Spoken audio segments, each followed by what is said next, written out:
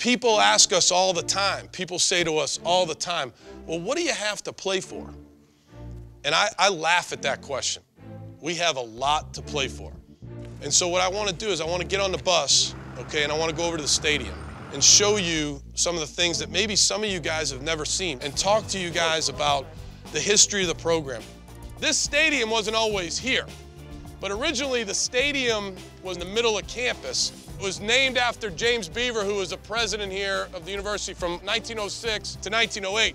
I felt like it was important for our players and our coaches, myself, to go over to that stadium and talk about this program. This is a plaque that was written by John Cappelletti. He wrote a message to every other player that came after him.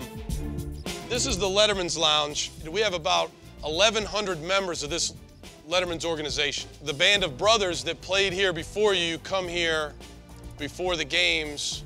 This is the room that's dedicated to those guys. I graduated from Brown in 1992, and Coach Paterno played at Brown for Rip Engel. He decided, because he was recruited by Rip Engel to be a coach, he came with Rip Engel to Penn State.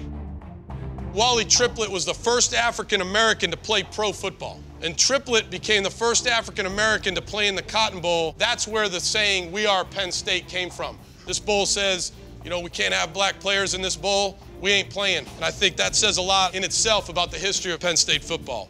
Okay, we're gonna head out to the field now to see a video. The video board presentation was mesmerizing, with echoing calls from the past, reinforcing the pride and tradition that goes with the blue and white. Anybody that asks you what you have to play for, you just tell them all the things that we just saw. Amazing, a lot of tradition here, a lot of tradition. Today was awesome. Something for the young players to see and everybody behind the scene of Penn State football.